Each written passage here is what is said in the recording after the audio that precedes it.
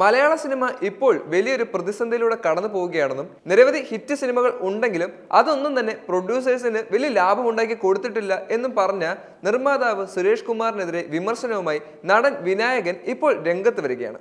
അദ്ദേഹം പറയുന്നത് സിനിമാ നടന്മാരും അതുപോലെ തന്നെ നടിമാരും ഒരിക്കലും സിനിമ സംവിധാനം ചെയ്യുകയോ അല്ലെങ്കിൽ നിർമ്മിക്കുകയോ ചെയ്യാൻ പാടില്ല എന്നുള്ള ഒരു പരാമർശം അദ്ദേഹം നടത്തിയിരുന്നു.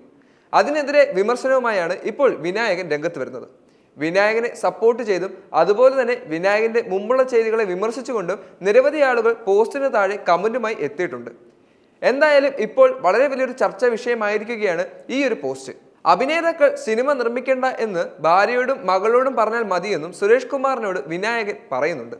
താൻ സിനിമ നിർമ്മിക്കുകയും ഡയറക്റ്റ് ചെയ്യുകയും ഡിസ്ട്രിബ്യൂട്ട് ചെയ്യുകയും പ്രദർശിപ്പിക്കുകയും ചെയ്യുമെന്നും വിനായകൻ പറയുന്നു.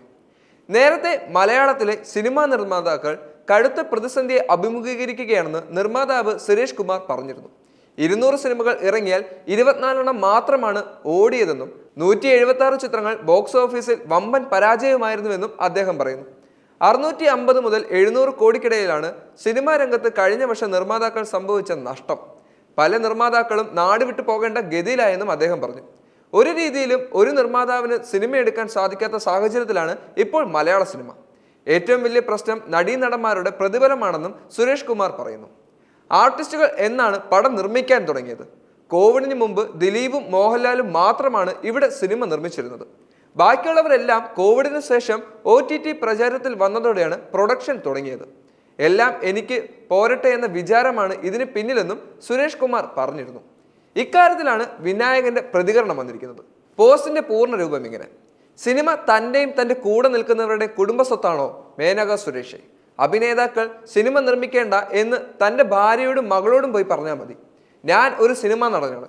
ഞാൻ സിനിമ നിർമ്മിക്കുകയും ഡയറക്റ്റ് ചെയ്യുകയും ഡിസ്ട്രിബ്യൂട്ട് ചെയ്യുകയും പ്രദർശിപ്പിക്കുകയും ചെയ്യും. ഇത് ഇന്ത്യയാണ്. ജയ് ഹിന്ദ്. പോസ്റ്റിന് പിന്നാലെ നിരവധി ആളുകളാണ് വിനായകനെ സപ്പോർട്ട് ചെയ്ത് വന്നുകയും ചെയ്തത്. എന്നാൽ ഇതിനു മുമ്പ് വിനായകൻ തൻ്റെ വ്യക്തി സ്വാതന്ത്ര്യം ഉപയോഗിച്ച് പല പോസ്റ്റുകളും ഇതുപോലെ ഫേസ്ബുക്കിൽ ഷെയർ ചെയ്തിട്ടുണ്ട്. എന്നാൽ തെറ്റ് മനസ്സിലാക്കിയതിനു ശേഷം ആ പോസ്റ്റ് എല്ലാം മുക്കിയിട്ടുമുണ്ട്. എന്നാൽ ഇതിനകത്ത് നിരവധി ആളുകളാണ് വിനായകനെ സപ്പോർട്ട് ചെയ്തും അതുപോലെ തന്നെ വിമർശിച്ചുകൊണ്ട് രംഗത്ത് വന്നത്. സിനിമ എന്നത് എല്ലാവർക്കും പൂർണ്ണ സ്വാതന്ത്ര്യത്തോടെ വർക്ക് ചെയ്യാൻ സാധിക്കുന്ന ഒരു മേഖല തന്നെയാണ്. അവിടെ നിർമ്മാതാവിനായാലും സംവിധായകനായാലും അഭിനേതാവിനാണെങ്കിലും എന്ത് ചെയ്യാനുള്ള അവകാശമുണ്ട്. അത് തന്നെയാണ് വിനായകൻ പറയുന്നത്. ഒരാളോട് ഇത് ചെയ്യാൻ പാടില്ല എന്ന് പറയാൻ ആർക്കും തന്നെ അവകാശമില്ല. ഇന്ത്യൻ ഭരണഘടന അതിന് തക്കതായ സംരക്ഷണം നൽകുന്നതുകൊണ്ട്. അതാണ് വിനായകൻ പരാമർശിച്ച പോസ്റ്റിന്റെ ഒരു അന്തസത്ത. എന്നാൽ പോലും പറയേണ്ട വാക്കുകളോ അല്ലെങ്കിൽ പറയേണ്ട രീതിയോ ഇതായിരുന്നു എന്ന് ഒന്നുകൂടി ചിന്തിക്കേണ്ടത് നല്ലതായിരുന്നു.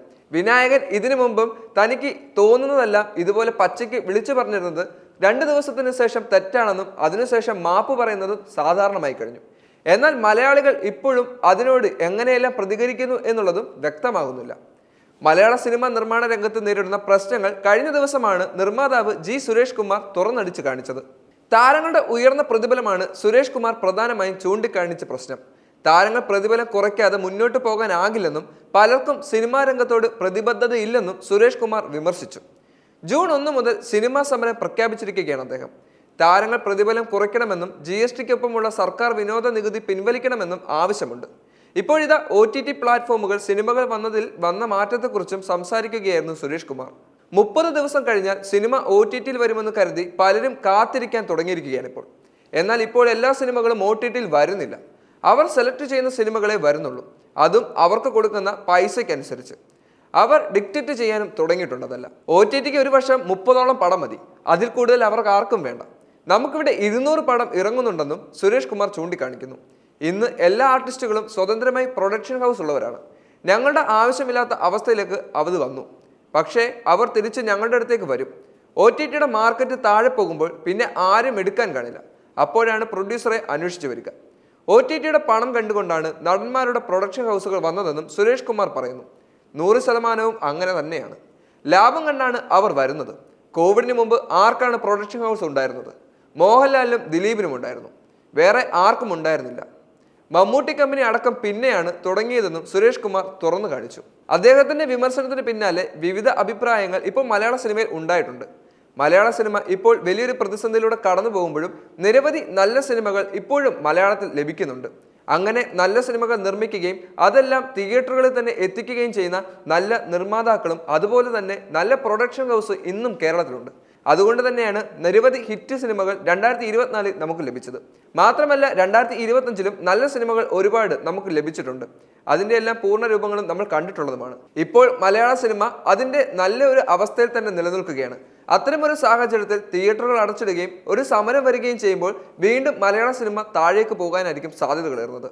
നല്ല സിനിമകൾ ഇരു കൈയോടെ നീട്ടി സ്വീകരിക്കുന്ന മലയാളികൾ തീർച്ചയായും നല്ല സിനിമകൾ തിയേറ്ററിൽ തന്നെ പോയി കാണുകയും ചെയ്യും.